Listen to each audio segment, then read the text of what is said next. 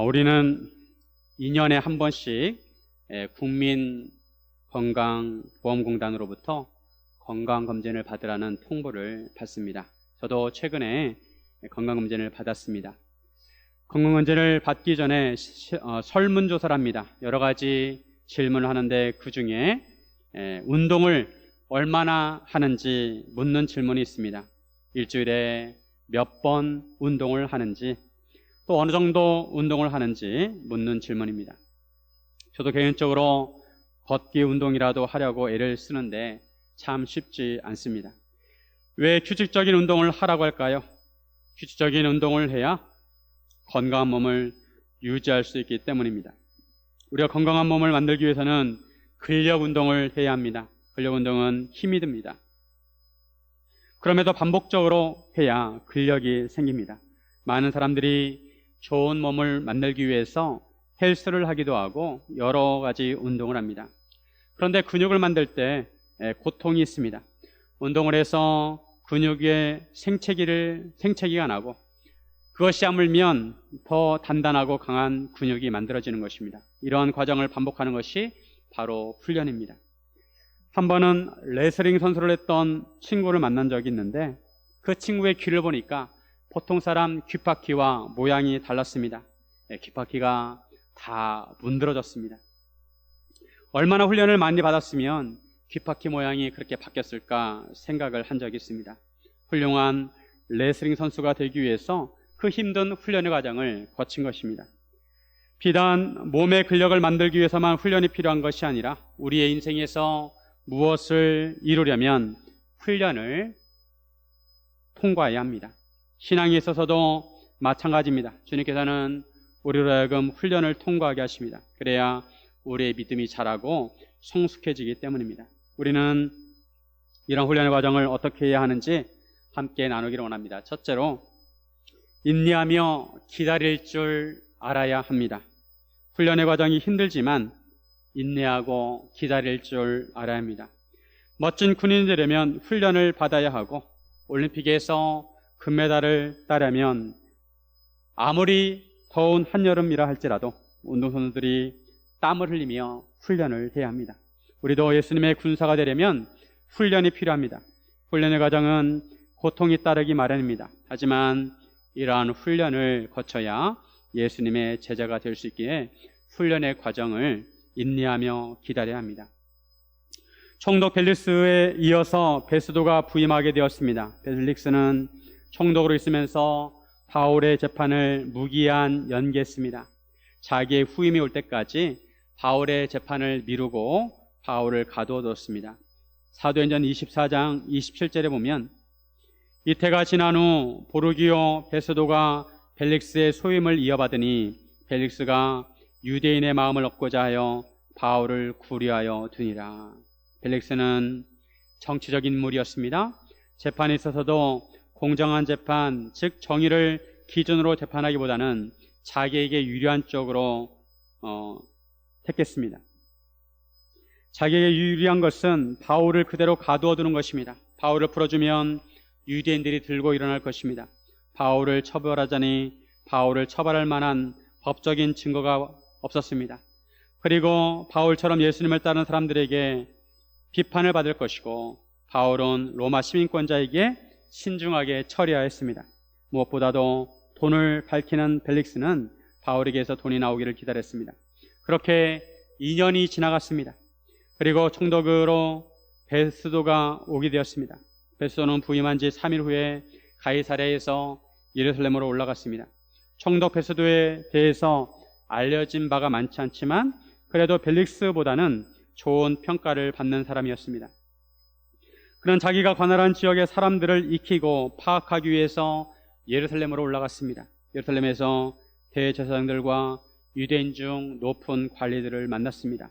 그런데 그들은 베스도에게 바울을 고소했습니다. 2년 전에 바울의 재판이 있었지만 결론이 나지 않았습니다. 아니, 그들의 의도대로 되지 않았습니다.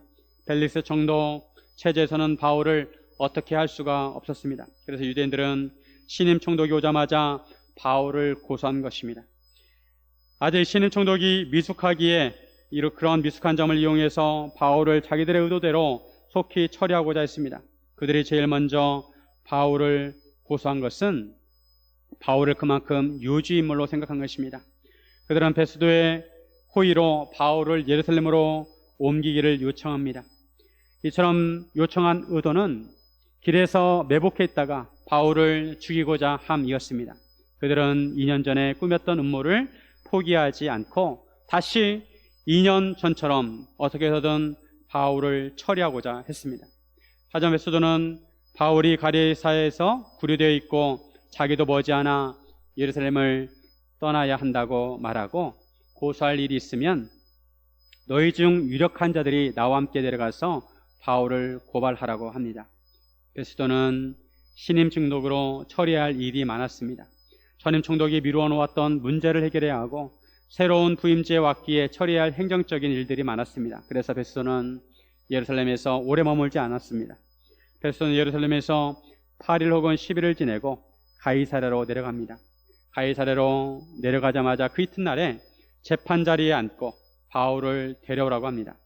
이렇게 해서 바울에 대한 재판이 2년 만에 다시 열리게 되었습니다. 바울의 입장에서 어땠을까요? 바울은 2년 동안 가이사랴에 갇혀 지내야 했습니다. 어떤 문제를 안고 결론이 나지 않은 상태로 2년 동안 지낸다는 것은 결코 쉬운 일이 아닙니다. 성질이 급한 사람은 제풀에 지치게 됩니다.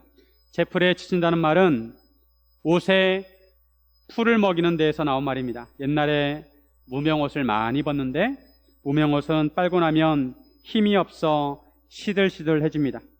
그래서 무명옷에 풀을 먹여서 다림질을 하면 옷이 빳빳하게 됩니다. 그런데 그것도 오래 되다 보면 풀기운이 죽어 볼품이 없게 됩니다. 이것을 풀이 죽었다고 합니다. 이런 모습을 제풀에 지친다고 합니다. 우리가 어떤 일을 자기 힘으로 하려고 하다가 아무리 노력해도 안 될 때 제풀에 지친다고 합니다. 바울은 2년 동안 감옥에 갇혀 있었습니다. 바울은 굉장히 활동적인 사람이고 역동적인 사람입니다. 그런 사람이 감옥에 갇혀 있는 것이 얼마나 답답했을까요? 자기에 대한 재판은 진전되지 않았고 하염없이 기다려야 했습니다. 이러한 기다림은 의미 없는 것처럼 느껴집니다. 기다림처럼 무료한 것은 없습니다. 특히 기한이 정해지지 않고 하염없이 기다려야 할 때는 속이 탑니다. 무엇이라도 해보고 싶은데 무엇을 해야 할지 모릅니다. 그냥 가만히 있을 수밖에 없습니다. 우리도 인생을 살다 보면 이럴 때가 있습니다. 하염없이 기다려야 할 때가 있습니다. 무엇이 정해져 있는 것도 아니고 그렇다고 내가 무엇을 할 수 있는 것도 아닙니다. 움직일 수도 없고 계속 기다리기만 해야 할 때가 있습니다. 우리가 다 이해할 수 없지만 하나님께서는 우리로 하여금 이러한 기다림의 시간을 갖게 하실 때가 있습니다.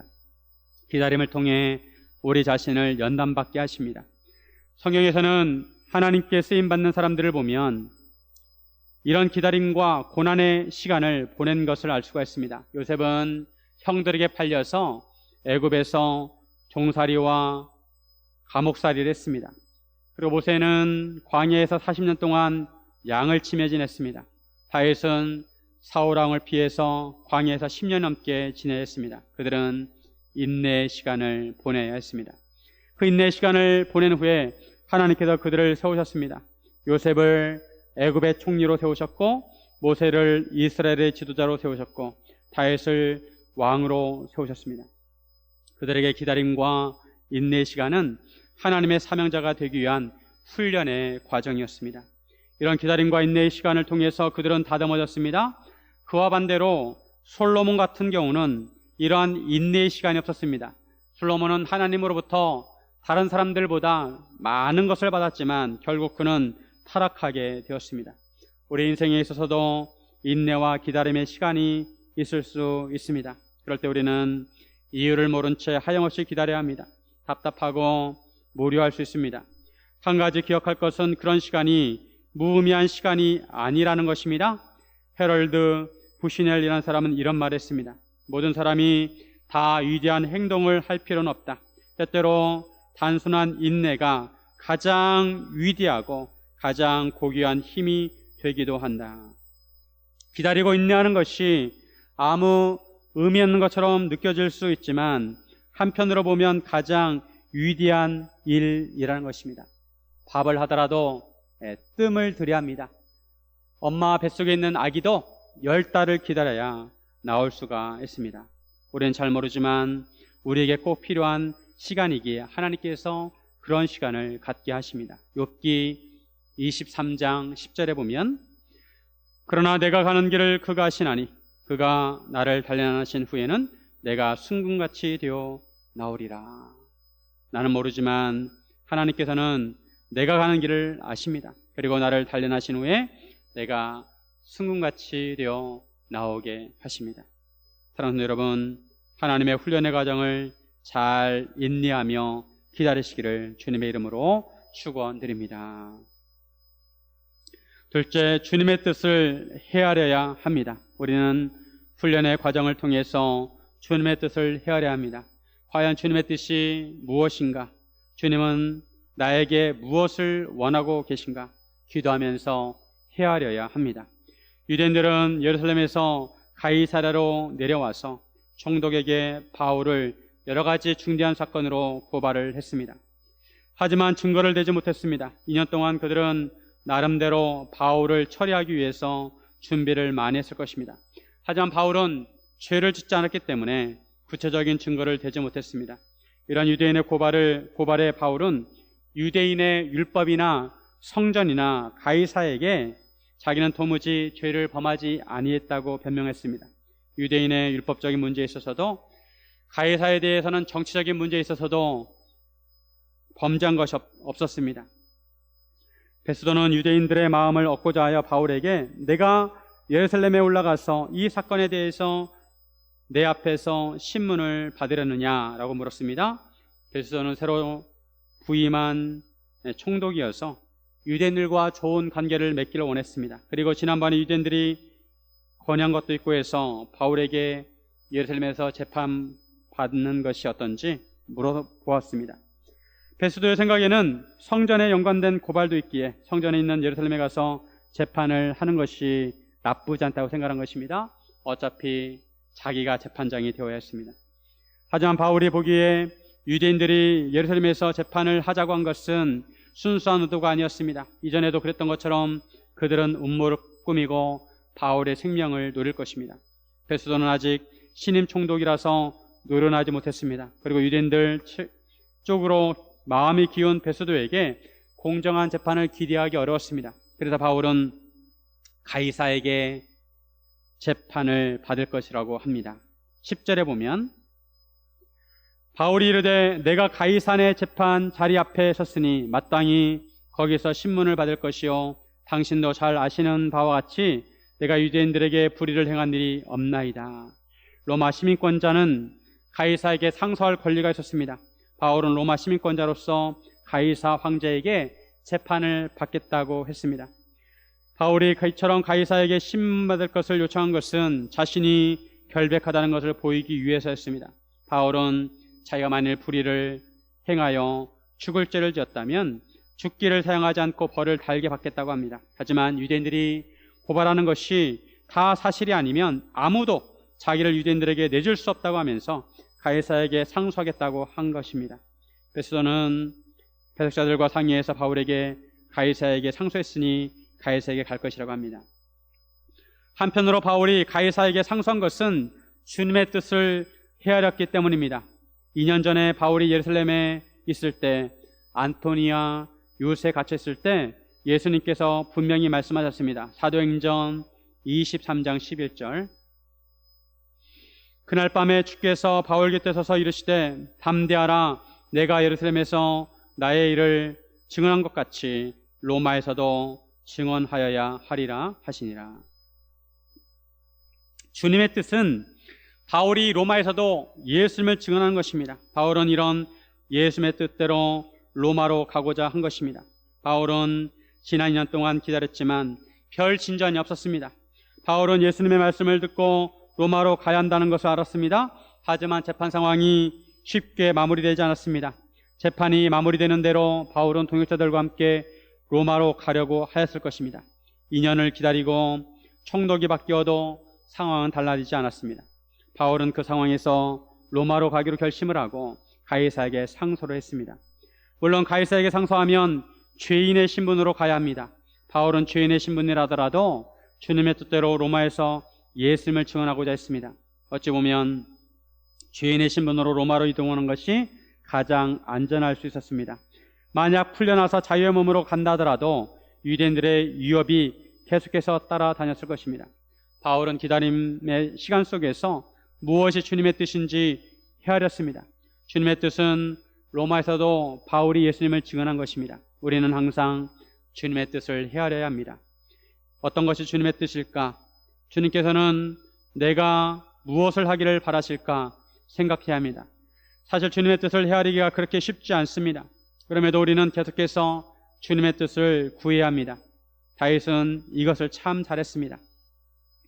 다윗은 항상 하나님의 뜻을 구했습니다. 다윗이 사울왕을 피해 다닐 때 블레셋이 유대의 그 일날을 공격한다는 소식을 들었습니다.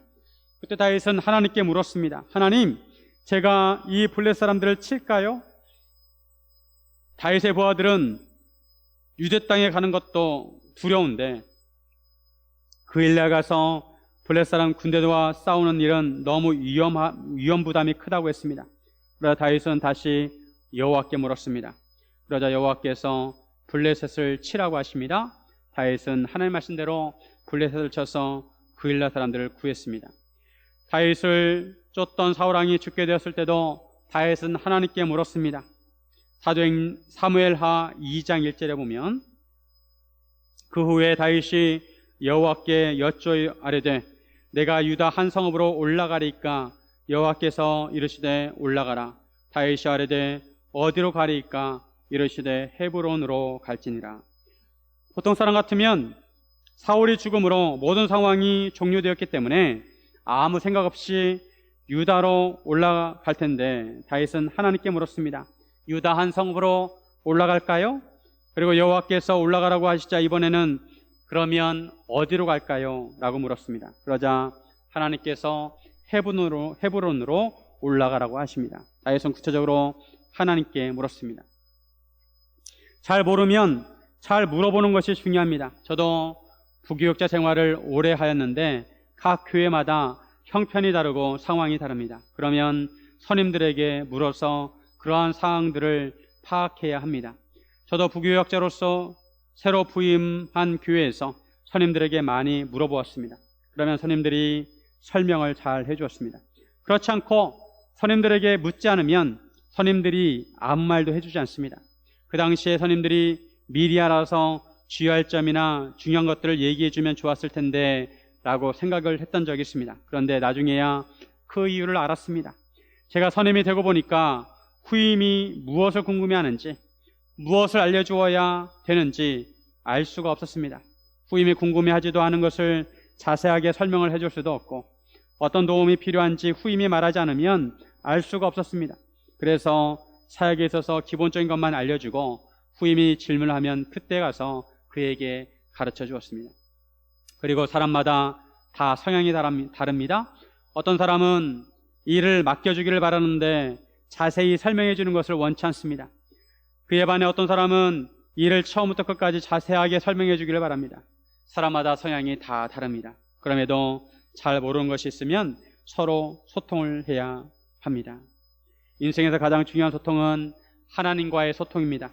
물론 하나님께서는 모든 것을 다 알고 계십니다. 그럼에도 하나님께서는 우리가 하나님께 구하기를 원하십니다. 우리가 아무리 자세히 물어보아도 하나님께서는 귀찮아하지 않으십니다. 우리가 항상 하나님의 뜻을 묻기를 원하십니다. 우리는 항상 기도하면서 주님의 뜻을 헤아려야 합니다. 바울은 단지 감옥에서 빠져나가는 것이 목표가 아니었습니다. 바울의 목표는 로마에서 예수님을 증언하는 것이었습니다. 만약 감옥에서 빠져나가는 것이 목표였다면 그의 동역자들을 통해 여러 가지 방법을 동원하였을 것입니다. 하지만 로마에서 예수님을 증언한 것이 주님의 뜻이기에 그 뜻을 이루는데 중점을 두었습니다. 예수님께서도 하나님의 뜻을 이루는데 중점을 두셨습니다. 예수님께서 잡히실 때 베드로가 예수님을 잡으려고 하는 병사의 귀를 칼로 내리쳤습니다. 귀가 잘려졌습니다. 그때 예수님께서 베드로에게 칼을 칼집에 도로 다시 꽂으라고 하시면서 이런 말씀하십니다. 마태복음 26장 53절과 54절에 보면 너는 내가 내 아버지께 구하여 지금 12군단 더 되는 천사를 보내시게 할 수 없는 줄로 아느냐. 내가 만일 그렇게 하면 이런 일이 있으리라 한 성경이 어떻게 이루어지겠느냐 하시더라. 예수님은 그 상황에서 잡히지 않고 벗어날 수 있는 능력이 있으셨습니다. 예수님은 엘리사처럼 12군단 더 되는 천사들을 동원해서 보호받을 수 있으셨습니다. 하지만 그 능력을 사용하지 않으셨습니다. 왜냐하면 하나님의 뜻을 이루기 위해서입니다. 하나님의 뜻은 예수님이 십자가를 지시는 것입니다. 예수님께서 십자가를 지셔야 죄인들이 구원받을 수 있기 때문입니다. 예수님은 이런 하나님의 뜻을 아셨기 때문에 그냥 잡혀주신 것입니다. 하나님의 뜻을 헤아리고 그 뜻대로 하신 것입니다. 예수님은 자신에게 유리한 상황이 아니라 하나님의 뜻이 이루어지는 쪽을 선택하셨습니다. 우리도 주님의 뜻을 항상 헤아리고 주님의 뜻을 이루기 위해서 살아야 합니다. 사랑하는 여러분, 항상 하나님의 뜻을 구하시기를 주님의 이름으로 축원드립니다. 셋째, 끝까지 증인으로 살아야 합니다. 우리는 어디에 있든지 어떤 상황에서든지 증인의 삶을 살아야 합니다. 복음에 대해서 말할 수 있어야 하고 예수님에 대해서 말할 수 있어야 합니다. 며칠 후에 아그리빠 왕과 버니게가 새로 총독으로 임명된 베스도에게 문안하기 위해서 가이사랴를 방문합니다. 여기서 아그리빠 왕은 아그리빠 2세를 말합니다. 버니게는 아그리빠의 누이였습니다. 버니게는 세 번째 이혼을 했습니다. 그리고 벨릭스 총독의 아내 드루실라도 아그리빠의 여동생이었습니다. 베스도는 바울의 일을 아그리빠 왕에게 알렸습니다. 아무래도 아그리빠 왕에게는 유대인의 피가 흐르기 때문에 유대 정세를 잘 알았습니다. 베스도도 벨릭스처럼 바울에 대해서 말했습니다. 즉 유대인들이 바울에 대해서 고발을 하는데 악행의 혐의는 하나도 제시하지 아니하고 오직 자기들의 종교와 예수라 하는 이가 죽은 것을 살아있다는 바울의 주장을 문제 삼았다는 것입니다. 베스도는 그간의 상황을 아그리빠에게 설명했습니다. 베스도는 아그리빠에게 솔직히 자신의 심정을 이야기했습니다. 쉬운 성경으로 20절을 보면 나는 이와 같은 문제를 어떻게 조사해야 할지 몰라 망설이다가 바울에게 예루살렘으로 가서 이 문제에 대해 재판받기를 원하느냐고 물어보았습니다. 이렇게 베스도가 말하자 아그리빠는 바울의 말을 듣겠다고 했습니다. 베스도는 내일 들을 것이라고 했습니다. 그 이튿날 아그리빠와 버니게는 크게 위험을 갖추고 와서 천부장들과 시중에 높은 사람들과 접견 장소에 들어갔습니다. 그리고 베스도의 명령으로 바울을 데려왔습니다. 베스도는 그것에 모인 사람들에게 자기가 살필 때 바울에게는 죽일 죄를 범한 일이 없다고 합니다. 하지만 바울이 황제에게 상소를 하였기 때문에 황제에게 보내기로 결정을 했다는 것입니다. 그런데 황제에게 상소를 올리려면 그에 대한 상소 자료가 있어야 합니다. 그런데 바울의 경우 이렇다 할 확실한 자료가 없었습니다. 그래서 이러한 상소 자료를 찾을까 하여 아그리빠 왕과 그에 모인 사람들 앞에 바울을 내세웠다는 것입니다. 죄목도 밝히지 아니하고 죄수를 보내는 것이 무리한 일이라는 것입니다.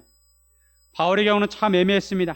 무슨 뚜렷한 죄목이 있는 것도 아니고 유대교에 대한 것과 예수님에 대한 것이었습니다. 그런데 상황을 보면 유대인들은 바울을 향해 으르렁거리고 있고 바울은 로마 시민권자로서 황제에게 상소를 했습니다. 바울이 황제에게 상소하였기에 그것을 수용해야 했습니다. 바울을 황제에게 보내긴 보내야 하는데 어떤 제목으로 보내야 할지 상소문을 작성해야 하는데 작성할 거리가 없다는 것입니다. 그래서 유대 상황을 잘 알고 있는 아그리빠 왕에게 무엇이라도 건질 것이 있는지 의뢰를 한 것입니다. 유대인들은 항상 이런 식이었습니다. 그리고 예수님을 심판할 때도 예수님이 하나님을 모독했다는 이유로 예수님을 죽이려고 했습니다. 종교적인 이유였습니다. 그런데 빌라도에게 데려가서는 예수님이 자기를 유대인의 왕이라고 했다는 제목으로 고발을 합니다. 즉 정치적인 이유로 고발을 했습니다. 하지만 예수님의 죄에 대해서 증언이 나오지 않았습니다. 예수님은 아무 죄가 없으신데 죄를 뒤집어 씌우려고 하니까 증언이 나오지 않았습니다. 그럼에도 유대인들은 빌라도를 협박해서 예수님을 십자가에 못 박도록 했습니다. 예수님은 이러한 상황에서도 말없이 묵묵히 자신의 사명을 감당하셨습니다. 예수님은 자신이 하나님의 어린 양으로서 십자가를 져야 한다는 것을 아셨습니다. 죄가 없으시면서도 우리를 대신해서 십자가를 지셨습니다. 바울은 이런 예수님의 뒤를 따랐습니다. 바울은 예수님께서 맡기신 사명, 이방인의 사도로서 사역을 감당하면서 예수님 생각을 많이 했을 것입니다. 가이사랴에서 2년 동안 감옥에 갇혔으면서도 예수님과 십자가를 묵상했을 것입니다. 그러면서 바울은 감옥에서 어떻게 하면 감옥에서 나갈까 이런 생각을 하는 것보다 어떻게 하면 예수님을 증언할까를 생각했습니다. 바울은 주님과 복음 전파를 위해서라면 모든 환경에 적응할 수 있었습니다. 빌립보서 4장 11절과 12절에 보면 내가 궁핍함으로 말하는 것이 아니니라 어떠한 형편에든지 나는 자족하기를 배웠노니 나는 비천에 처할 줄도 알고 풍부에 처할 줄도 알아 모든 일 곧 배부름과 배고픔과 풍부와 궁핍에도 처할 줄 아는 일체의 비결을 배웠노라. 바울은 어떠한 형편에든지 자족하기를 배웠다고 말합니다. 비천에 처할 줄도 알고 풍부에 처할 줄도 알고 배부름과 배고픔과 풍부와 궁핍에 처할 줄 아는 일체 비결을 배웠다고 합니다. 그러면서 내게 능력 주시는 자 안에서 내가 모든 것을 할 수 있다고 고백을 합니다. 바울은 로마 감옥에서 빌립보 교회에 편지를 썼는데 어려운 환경에 있지만 자기에게 능력 주시는 주님 안에서 모든 것을 할 수 있다고 했습니다. 어떤 환경에든지 주님이 주신 사명을 감당할 수 있다는 것입니다. 바울은 복음을 전하는데 최적화되었습니다. 아니 복음을 전하기 위해서 최적화된 삶을 살았습니다. 바울은 그만큼 연단을 받았고 훈련을 받았기 때문입니다. 바울 사역의 전반부는 1차, 2차, 3차 선교여행을 하면서 세계를 누비면서 활발하게 복음을 전했습니다. 그리고 바울 사역의 후반기는 주로 감옥에 투옥되어서 생활했습니다. 그럼에도 바울은 어떻게 해서든지 복음을 전하고자 했습니다. 예수님의 증인이 되고자 했습니다. 사도행전의 후반부를 보면 바울은 죄수의 신분으로 총독이나 왕 앞에서 복음을 증거했습니다. 바울은 그들에게 예수님을 증거했습니다. 만약 그런 자리가 아니었다면 왕이나 총독에게 복음을 전하기가 쉽지 않았을 것입니다. 그들은 재판장이었기에 바울이 전하는 복음을 가만히 들을 수밖에 없었습니다. 오늘 본문에서 베스도도 바울이 전하는 핵심, 다른 사람들은 죽었다고 하는 예수가 살아있다는 복음을 들었습니다. 바울은 베스도 앞에서 예수님의 부활을 증거한 것입니다. 베스도는 이 복음을 들었을 때 다른 사람들처럼 상식적으로 잘 이해하지 못했을 것입니다. 그래서 베스도는 더욱 판단이 서지 않았습니다. 이처럼 바울은 자유의 몸일 때는 각 도시를 다니면서 일반 사람들에게 복음을 전했고 죄수의 신분이었을 때는 총독들과 왕, 고위관직들에게 복음을 전했습니다.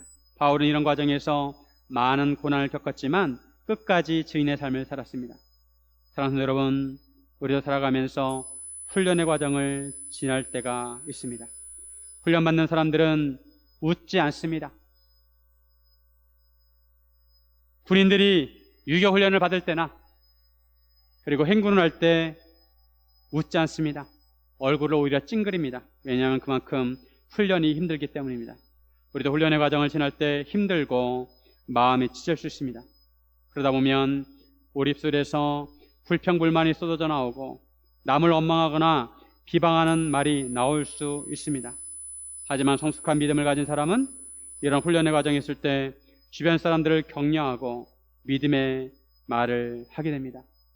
행군할 때도 힘들어하는 동료의 군장을 대신 메워줍니다. 바울은 감옥에 있으면서도 자기 자신은 힘들 텐데도 빌립보 교회 성도들에게 주 안에서 기뻐하라고 강조했습니다. 우리 입술에서도 남을 격려하는 믿음의 말과 예수님을 증언하는 복음과 하나님을 찬송하는 찬양이 흘러나오기를 바랍니다. 우리가 인생 살면서 어떤 때는 활발하게 활동을 할 때도 있고 어떤 때는 한없이 기다려야 할 때도 있습니다. 어떤 때는 평온할 때도 있고 어떤 때는 폭풍우 속에 처할 때도 있습니다. 어떤 때는 궁궐에 있을 때도 있고 어떤 때는 바울처럼 감옥에 처할 때도 있습니다. 어떤 때는 우리 몸이 성할 때도 있고 어떤 때는 우리 몸이 쇠약해질 때도 있습니다. 중요한 것은 우리가 어떤 상황에서 있든지 우리가 예수님의 증인으로 살아야 한다는 것입니다. 바울이 그렇게 살았습니다. 바울은 감옥에서도 복음을 전하였고 예수를 증거하였고 심지어 매를 맞고서도 하나님을 찬양했습니다. 우리가 어떤 상황이 있든지 우리 입술로 우리의 믿음을 고백하고 예수를 위해 산다면 주님께서 우리를 통해 영광을 받으실 것입니다. 사랑하는 여러분, 우리가 훈련을 통해 성숙한 예수님의 제자가 되어 주님께 영광 돌리기를 주님의 이름으로 축원드립니다. 함께 기도하겠습니다.